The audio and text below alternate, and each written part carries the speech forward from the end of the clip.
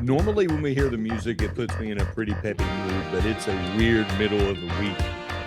Weird middle of the week. We had multiple teams, ranked teams, lose to unranked teams. We got a coach that seems hell bent on getting fired. Just some other bizarre stuff going on in the world of college athletics. And also, it's a pretty somber time. We're right in the middle of the 25th anniversary of losing arguably the most iconic race car driver in history, regardless of which circuit, NASCAR, IndyCar, Formula One. I'll say that losing this guy, it was above everything else. Let's go ahead and get to the headlines. And as I mentioned, 5 ranked teams losing to unranked teams to start off the week. Just really bizarre beginning. Number 9, Nebraska. Nebraska struggling since getting off to that red-hot start. They took another defeat on Tuesday. Number 16, North Carolina lost at arch rival NC State, which they're going to take that win all day and all night. The Woofers, that is. I think there should be an asterisk to it. North Carolina, without Henry Vassar, without Caleb Wilson, the 2 top players on that team, top 2 scorers, just a different vibe. Looks like a mash unit. And I was so impressed with how well they played against Pitt, and we'll talk about Pitt in a moment, but I think it's more of an indictment against Pitt than it was really saying that this North Carolina team is a lot deeper than maybe we were giving it credit for. According to UNC, Steve Kirshner, just the best, that guy. This was the 3rd time since the founding of the ACC, I believe 1953, that the Tar Heels were playing without their top 2 scorers. The 2nd time was over the weekend in that defeat over Pittsburgh that I mentioned. And the 1st time was in the 70s. So that's how significant that was for them to not have their top 2 scorers, Caleb Wilson and Vassar. Vassar, they're saying it's a lower leg situation. He was sick. He's better with that now. Caleb Wilson's got that fractured hand. Don't really know the timetable for his return. Can't come soon enough for Hubert Davis, without a doubt. Number 18, St. Louis also lost. Louisville lost to a really good SMU team. I expect SMU to be ranked when the next AP Top 25 comes out. I'm already considering them on my ballot. And then Wisconsin, number 24, also took a defeat. Here's some good news. Miami of Ohio, number 22 in the country, now 26-0. They beat UMass 86-77. And we're going to keep pondering this question, what to make of Miami of Ohio. 26-0 is 26-0, and they're beating teams the way they're supposed to beat teams. I know a win is a win, but they're winning pretty convincingly, and they're doing it by scoring the basketball, 96.2 points a game. That's best in the nation. What is the ceiling seeding-wise with regards to the NCAA tournament when it comes to this Miami of Ohio team? Our next episode, not this episode, but Joe Lenardi, he's going to join us later in the week, Mr. Bracketology. I'm going to ask him that question. What can we expect of Miami of Ohio with regards to seeding when it comes Selection Sunday? How will the committee look at Miami of Ohio? How are they looking at Miami of Ohio right now, does he think? Those are questions we'll ask him later this week. With the wins come losses, and with the losses comes talk of coaching carousels. And I can see a few changes happening after the season, particularly in the ACC, particularly in the SEC. The ACC right now has four programs you could say could make a coaching change and it wouldn't raise a lot of eyebrows. One of those, Wake Forest, I think is safe. They're mediocre enough for Steve Forbes to avoid getting terminated after this season. But also, he's just so darn likable. It's a fact. And that goes a long way with the folks in Winston-Salem, especially after the Danning Manning era, Jeff Bizdelek, Dino Gaudio. I think Steve Forbes is going to be safe. But these other guys, I don't think as safe. We're talking about Jeff Capel at Pitt, Earl Grant at Boston College, and Damon Stoudemire at Georgia Tech. And here's what's most troubling. Jeff Capel is now in his 8th season as the head coach of the Pitt Panthers, 1 NCAA tournament appearance. Earl Grant is in his 5th season at Boston College. He's never been to the NCAAs. And Damon Stoudemire, they might actually be the worst team in the ACC. They haven't gone, and he is now in his 3rd year. So I think he might get a little grace because they have a newish athletic director. I don't see Jeff Capel surviving unless there's some kind of miracle run. And Boston College, you just never know. It's such a weird dynamic up there anyhow, where with its place, not only in the ACC, but in the Boston sports scene. It's just kind of hard to read the tea leaves for that. We'll monitor it going forward. Here's one in the SEC I've got my eye on, and it's one close to home here in the Carolinas. Lamont Paris at South Carolina. Gamecocks, not great. Not great. Tied for last in the Southeastern Conference with LSU. Right now, 11-15, 2-11 in conference play. Lost to Florida to start the week. Just 7 straight losses. Just hasn't been good. Hasn't been good. And the majority of his tenure has not been good. But that 1 year, that second season, man, was really, really good. 26-8, 13-5 in the Southeastern Conference. The Gamecocks tied for second. Nobody saw that coming. Advanced to the NCAA tournament round of 64. But the rest of it, 33-56. He's only won 8 SEC games outside of that 2023-2024 season. 8-41 in conference play. That's not going to get it done. It's not going to get it done. But here's the problem. It's got a big buyout, or at least a big buyout by South Carolina standards. If they were to fire him before March 31st, it'd be $12.5 million. After March 31st for the next calendar year, it'll be $10 million. Does South Carolina have the appetite to swallow that? I know they fired coaches before and paid big buyouts, but that was a previous regime. Jeremiah Donati, the athletic director, a year and some change into his role as the AD in Columbia. He didn't hire him, and that's usually something to always consider. But, man, that buyout, does South Carolina have the appetite to swallow that? Does it have the wherewithal, and does it have the finances to do it, especially in this era of pay-for-play, revenue sharing, all the stuff on the House settlement, where they've got to figure out where to make money everywhere they can, any way they can, as often as they can, to subsidize the ever-increasing cost of athletics. Can they justify paying that buyout? Or is it a situation where they bring him in and they say, let's restructure your contract. We'll make it incentive driven. We're going to give you a shot. We're going to give you a shot to keep your job, to earn your pay. Here's what you have to do. And I have to think Lamont Paris would jump at that. I think he's that kind of guy. Does he even get that offer? That's something to consider going forward,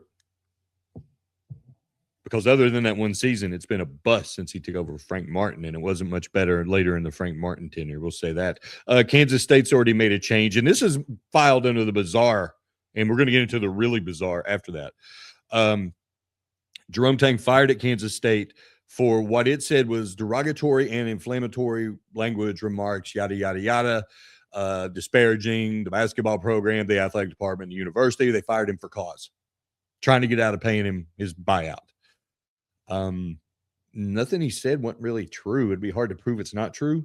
Talking about his team being soft and they don't appreciate the honor of wearing the Kansas State uniform, and firing him was just absolutely, it's not a good look on the athletic department.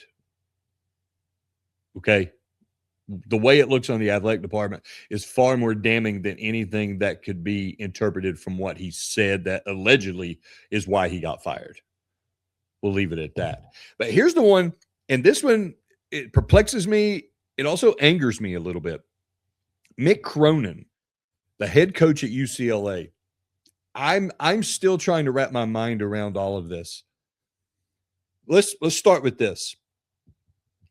They lose, they being the Bruins, lose to number 15 Michigan State, 82-59 Tuesday. He ejects one of his own players. Steven Jamerson II got a flagrant foul called on him for he hacked a Michigan State player going up for a dunk, and that's a flagrant. And Mick Cronin didn't like it, mainly because of the timing of it. There was and I want to make sure I get this correct, 4 minutes, 26 seconds up to play, and the Bruins were down 77-50. He thought that was unbecoming. I can see that. And I can even see him making a statement ejecting his player. Truly can. Hey, we don't play like that. We're not that kind of program. That's not how we roll here, and this, that, and the other. I dig it. All right, fair enough, dude. Fair enough. I got you, man. But what happened afterward? This is what burns me up. What happened afterward is absolutely inexcusable. Now, this is a coach that makes $5 million a year, right? $5 million a year to be a basketball coach. He goes off on this member of the media for a legitimate question and a pretty innocuous question. Context before I play the clip. The Michigan State student section was chanting the name of Xavier Booker. Xavier Booker played for the Spartans for 2 seasons before transferring to UCLA. All right, fair enough. Well, the reporter asks him about it, and Mick Cronin loses his flipping mind. He just becomes the biggest a-hole. The student section chanting Booker's name. I could give a rat's ass about the other team's student section. I just meant overall the way that you I would like to give you a kudos for the worst question I've ever been asked. All right, I'll take it. Did you like You should take it. the preparation of the... You really think I care about the other team's No, I don't. student I don't section? think you care about the other. Are you team. raising your voice at me? No, I'm just. Yeah, you are. talking. Yeah, you are. Come on, dude. I'm not raising. Come on. Yes, you are. Everybody's standing here listening to you. Everybody. This is on camera. They can hear you. I answered the question. I could give a rat's ass about the other team's student section. I coach UCLA. I don't care about Michigan State students. I mean, who cares? The preparation... Wow. Just, wow. What a D-bag. What a D-bag. And he's just bullied the guy. Just straight up bullied him. It was a legitimate question. And here's what's really troubling. Does he feel he has the power to act this way? Ejecting the player is one thing. I can almost write that off as a teachable moment. Almost. Still think it's over the top, but we'll leave that up for interpretation another day. But this is a program that was trending in the right direction, had won 5 of 6 before getting curb stomped to number 1 Michigan by 30 points last weekend, and then losing on Tuesday night to Michigan State. Still 17-9, still 9-6 in the Big Ten. Everything's laid out in front of them. There's a lot of season left, having a pretty good year. But to behave like that, and I get that Bobby Knight made a career of acting like that. He was Bobby Knight. I've seen up close and personal Mike Krzyzewski bully members of the media to a degree. I have. Every coach at some point has had that interaction with the media where it's been tense, perhaps terse, perhaps heated. That's fine.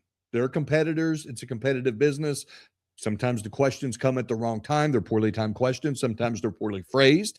Sometimes they hit sensitive areas, whatever. It happens. And most of the time, people calm down. May not be that night or day, may not be that week, may not be that month, but things eventually are settled and everybody moves on. They got a job to do. Media has a job to do. But that was just straight up bullying. And I think that Mick Cronin was feeling himself. He was like, yeah, I'm the guy all night, even though his team is getting embarrassed. He's like, I'm the guy. I'm going to show this player that I'm running things. I'm going to kick him out. I'm going to show this reporter who's making probably just a little above minimum wage writing for Fansided or something, one of those whatever. I'm going to show him I'm a big guy. I make $5 million a year. And if they fire me, they're going to have to pay me $22.5 million buyout. Maybe that's what he wants. Maybe he wants to get fired. I don't see how his behavior can be sanctioned by the people at UCLA. And what Jerome Tang did when he literally said the players should be ashamed, they should be proud that it is a blessing for them to put on a Kansas State uniform, how he could be fired for cause, but this guy keeps his job. I mark it down on one of the great mysteries for me this February. I'm going to take a brief break, but on the other side, we're going to acknowledge this somber anniversary. Stock car racing hasn't been the same since February 18th, 2001. A lot of people impacted. I'm going to take a look at what happened. I'm going to take a look at what resulted and then also share some personal thoughts from that week.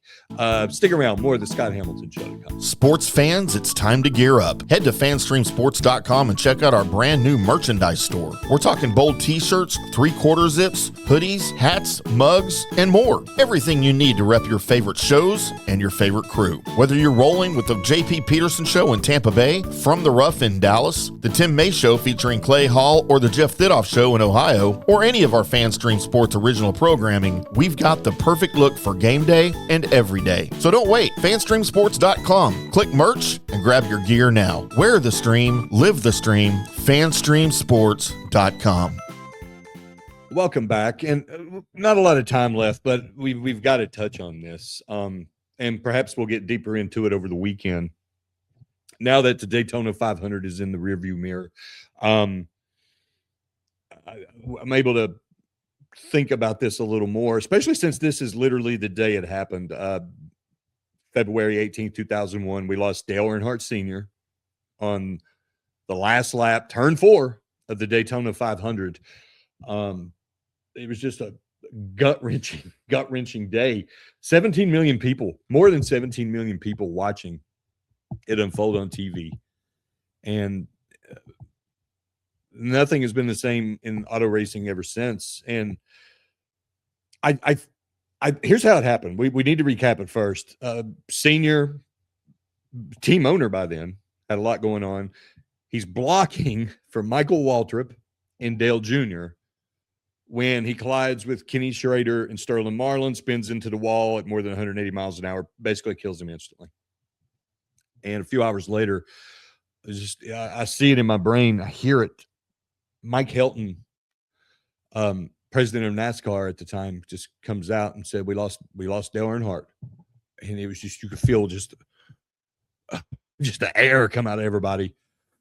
And I was working for a New York Times newspaper in North Carolina. And I remember getting a call saying, we're sending you to Rockingham. That's where the next race is. You're going to spend a few days in Rockingham. Okay. So I piled up, drove to Rockingham and posted up for, days. And it was the most somber thing ever. And I've talked to people about it. I've talked to other drivers about it. I've become pretty well acquainted with Michael Waltrip. I lived 1 mile for a number of years from Dale Earnhardt Incorporated. Knew Junior to a degree, know his brother Kerry pretty well. It's just a way that impacted so many people, the death of Dale Sr. He wasn't even 50. He was a couple months away from turning 50. And I remember getting closer to Rockingham and taking notes along the way, pulling over, and there was just memorials all along the road, everywhere. Just you'd see signs, God bless you, Dale, we'll miss you. Some people just holding up 3, had the number 3 out in their yard. And it was something. And I remember being at the track, and I apologize, the day escapes me. It might have been Tuesday, might have been Wednesday, but I remember seeing his souvenir hauler, because each driver, especially the big drivers, they had haulers that had all their merch, the shirts and the hats and the little die-cast cars and this, that, and the other. And I remember seeing his car, his hauler pull in, and it was just ghostly, man. And it was just the weirdest feeling. And then the car that week was all stripped down to white, and it was something. It was just something. And the race starts, and I'll be darned if Dale Jr. didn't wreck on the very first lap. So all the media, nobody's watching the race. All the media is by Dale Jr.'s hauler. And we're all standing there. And not patting myself on the back, but I am proud of this. It occurred to me that these things have back doors. So I run around to the back, and right as I get to the back door, it opens up, and here comes Junior. Because they had whisked him away in a golf cart from his car when he wrecked and took him to the medical center, checked him out, then brought him back to the holler. And that's where we were all camped out. So I go back to the back door and here comes Junior, and our eyes caught each other and he went, and I can't say I blame him. His dad's been dead for a week, killed in front of a national audience, blocking for him. And there's just throngs of media just following his every step. And there I am. And then there's these two security guys like right with him. And I asked him the question, the only person to get a quote from him that day. I said, "You all right?" He went, I'm okay. And then they hustled him into the golf cart, blocked us. All the other media saw that by this point. They're running towards us. And they whisk him away to the medical center. And everybody's like, "What did he say? What did he say?" And I go, "Well, he said he's all right." But then it got even stranger. Rain delay hit. So we had to stay another night. They finished the race on Monday. It was awful.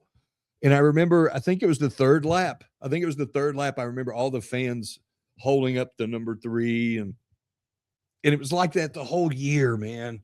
Every stop, it was like that. Every race, it was just like a constant reminder. In a lot of ways, and I've talked to Davis Love, the Golf Hall of Famer, about this. In a lot of ways, it was kind of like when Payne Stewart died in that ghostly jet crash. And then the following season on the PGA Tour, every stop was a memorial. And at some point, you got to let go. The difference with this was, it happened in a race on national television, the Super Bowl of stock car racing, the first race of the year. So that year-long memorial began immediately. And also, it was arguably the most iconic driver in the history of auto racing. You put Richard Petty in that, Dale Jr. now. It was heavy, man. It was so heavy, and good things came of it. I mean, it just took somebody like him dying to bring about these changes. The Hans device, the head and neck restraint, that became a thing. They put in different barriers around tracks to help with impact, more rigorous inspections with regards to seats and seat belts. Dale Sr. had that old school seat that might or might not have contributed to his death. Just a lot of changes come forth about that. No driver, thank the Lord, has died since then. But what a heavy price. What a heavy price. And it's so, though, I don't even know the proper word, but when you go places and you still see people with that number 3, and you still have people who will fight you at the drop of the hat if you besmirch the name of Dale Sr. Or it tells you about how he connected with people. Entire generations now. It's a whole generation. It's been 25 years. Is that a generation? Is that a generation and a half? That didn't even see him watch him drive in real time know about Dale Sr. And part of it's because of Dale Jr., arguably the most popular driver in NASCAR history. But just his impact, and he was a cult of personality, and how he was just every man. And it took losing him to bring about these safety standards that so far have kept any other drivers from getting killed. I want to talk more about it later in the week. I'll try to get somebody on to discuss it a little deeper, because I still get chills thinking about it. I remember leaving Rockingham on that Monday, and I'd written everything I needed to write. I'm dealing with multiple offices because, again, I'm based in North Carolina, but it's being printed all over the place. And I remember reaching down to touch the surface because I had always heard that Rockingham ate tires, and I'd seen it. I remember my fingers getting cut just by dragging my hands across the surface. And I went, wow, man, that's just gnaws up tires. That's why. And I was watching my fingers bleed, thinking, this has been a really bizarre week. Neither here nor there. Want to thank everybody for stopping by. Remember, we've got Joe Lenardi, Mr. Bracketology, joining us next episode. Want to get his thoughts on how the brackets are sizing up. Who are we looking at for the 4 number 1 seeds? Who are the last 4 in? Who are the last 4 out? And that big question, what to make of Miami of Ohio? 26-0 is 26-0, or is it in the eyes of the selection committee? That's a question we're going to ask Joe Lenardi when he comes aboard in a few days. Thanks for checking out this podcast. Do what you do for podcasts, like, follow, subscribe, whatever. Do it for this. Hit me up with some comments. Hit me up directly on Twitter/X at Scott H Sports. Questions, comments, complaints, suggestions, whatever. My DMs are open. Let me know. If there's a topic you want to have discussed or broached, tell me about it. If there's a guest you want me to interview, to chat with, I'll be more than happy to facilitate it. Tell me what you like. Tell me what you don't like. Let's get a little dialogue going. But otherwise, thanks for stopping by. Until next time.